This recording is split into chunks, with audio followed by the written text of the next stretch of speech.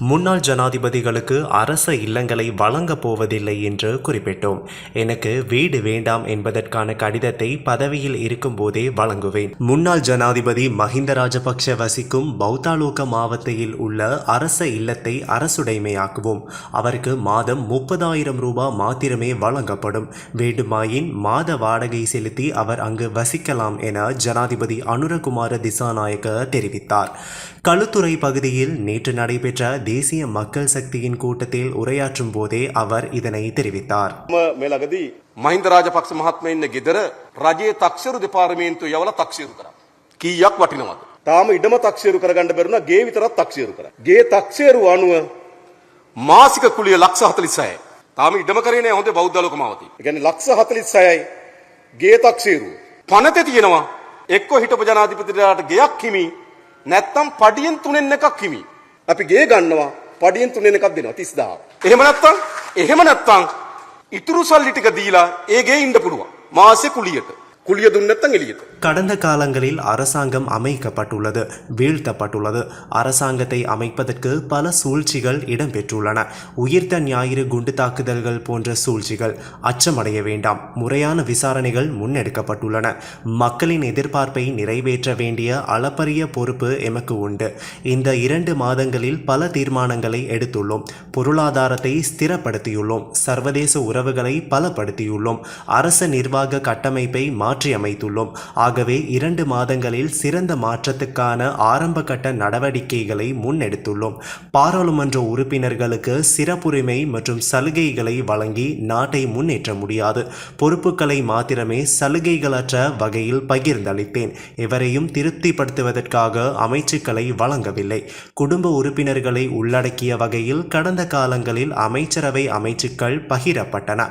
மூத்த சகோதரர் பிரதமர், சிறிய சகோதரர் நிதி அமைச்சர், குடும்ப மகன் விவசாய அமைச்சர். இந்த கலாச்சாரத்துக்கு இனி இந்த நாட்டில் இடமில்லை.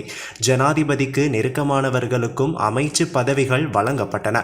இந்த கலாச்சாரத்தை நாங்கள் பின்பற்றவில்லை. அரசியல் கலாச்சாரத்தை மாற்றி அமைத்துள்ளேன். அமைச்சர்களின் பின்னால் போலீஸ் வாகனங்கள் ஏதும் தற்போது செல்வதில்லை. ஆளும் தரப்பினருக்கும் எந்த சலுகையும் இல்லை. எதிர்த்தரப்பினருக்கும் எந்த சலுகைகளும் வழங்குவதில்லை. முன்னாள் ஜனாதிபதிகளின் பாதுகாப்புக்கு மாதம் 70 கோடிக்கு மேல் செலவிடப்பட்டது. அனைத்தையும் திருத்தி அமைத்தேன். 60 போலீஸ் உத்தியோகஸ்தர்கள் மாத்திரமே வழங்கப்பட்டுள்ளார்கள். மேலும் திணறினால் 60ஐயும் குறைப்பேன். தேவையாயின் 60 பேரை வைத்துக் கொள்ளுங்கள். தேவையில்லையாயின் திருப்பி அனுப்புங்கள். எந்த அமைச்சருக்கும் அரச உத்தியோகபூர்வ இல்லங்களையும் வழங்கவில்லை. அனைத்து அரச இல்லங்களும் பொது நிர்வாக அமைச்சுக்கு பொறுப்பாக்கப்பட்டுள்ளது. வரலாற்று சிறப்புமிக்க ஜனாதிபதி மாளிகை, அலரி மாளிகை மற்றும் கண்டியில் உள்ள ஜனாதிபதி மாளிகையை தவிர்த்து ஏனைய அரச இல்லங்கள் அனைத்தையும் என்ன செய்வது என்பது தொடர்பில் யோசனை முன்வைக்கும் பொறுப்பை விசேட குழுவுக்கு வழங்கியுள்ளேன். இந்த மாற்றம் நாட்டுக்கு அவசியம். මන්ත්‍රීවරුන්ට වාහන පර්මිට් දුන්නා. ඔය පර්මිට් විකුණනවා. ආණ්ඩුවෙන් වාහනයක් ගන්න පර්මිට් එක විකුණනවා. ජනාධිපතිවරුත් පර්මිට් ගත්තා. ජනාධිපතිවරයාටත් පර්මිට් එකක් හම්බෙනවා. වාහන සංචාරයේ වාහන 60ක් 70ක් තියෙනවා. හැබැයි පර්මිට් එකක් දෙනවා. දීලා එක විකුණනවා.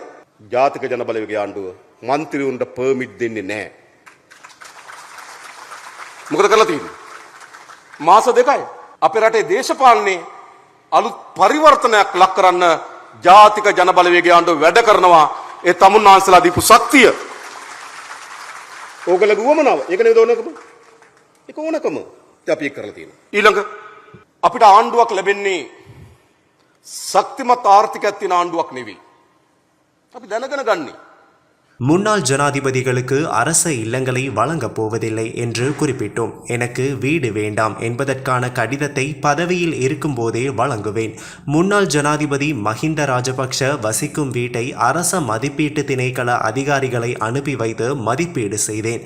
காணியை மதிப்பிடவில்லை. வீடு மாத்திரமே மதிப்பிடப்பட்டது. பௌத்தாலோக மாவட்டத்தில் உள்ள வீட்டின் மதிப்பீட்டுக்கு அமைய மாதம் 46 லட்சம் ரூபாய் பெறுமதியானது. முன்னாள் ஜனாதிபதிகளுக்கான சிறப்புரிமை சட்டத்தில் ஒன்று வீடு உரித்தாக வேண்டும் அல்லது சம்பளத்தில் 1/3 உரித்தாக வேண்டும் என்று குறிப்பிடப்பட்டுள்ளது.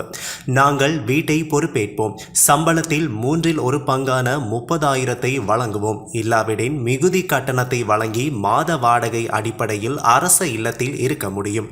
வாடகை செலுத்தாவிடின் வெளியில் செல்ல வேண்டும். முன்னாள் ஜனாதிபதி சந்திரிகாவின் வீட்டை மதிப்பிட சென்றார்கள். அவர் 2 வாரங்கள் லண்டனில் இருப்பதாக குறிப்பிட்டார். தற்போது நாட்டுக்கு வந்துள்ளார்.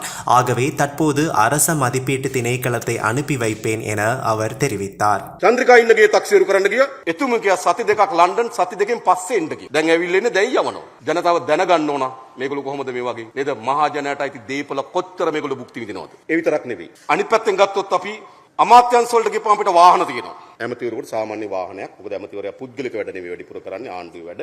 රජයෙන් වාහනයක් දෙනවා. අපි ඒක එකඟයි. අපි ඒක එකඟ වෙලා තිබුණේ. අපි ඡන්දෙත් කිව්වා ප්‍රතිපත්ති ප්‍රකාශනෙත් කිව්වා. දැන් අපි අමාත්‍යවරු ගිහපුවාම අමාත්‍යංශයකට අපි ගිහිල්ලා ලේකම්තුමාගෙන් අහනවා මේ ඇමතුමාගේ වාහන කොහෙද තියෙන්නේ? එන්නකෝ කියලා එකයි අර. එක්කන් ගිහිල්ලා පෙන්නපුවාම ඉන්ද්‍රා ට්‍රේඩර්ස් වාහන පිරිලා. වාහන සංචිත ඇමතිවරුන් හොයාගන්න සරල වාහනයක් නැහැ. ඔක්කොම ලොකු වාහන. අපි වගේ කුඩා රටකට ඔරොත්තු හොඳන වාහන.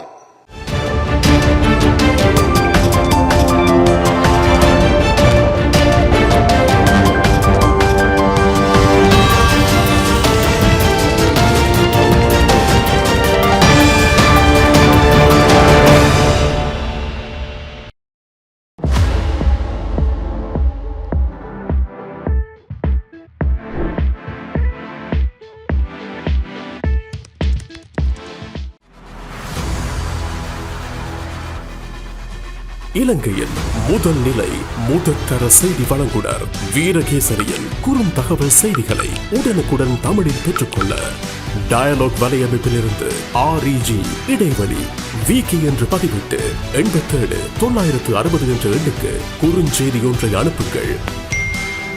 வீரகேசரி செய்தியுடன் இணைந்திருங்கள்.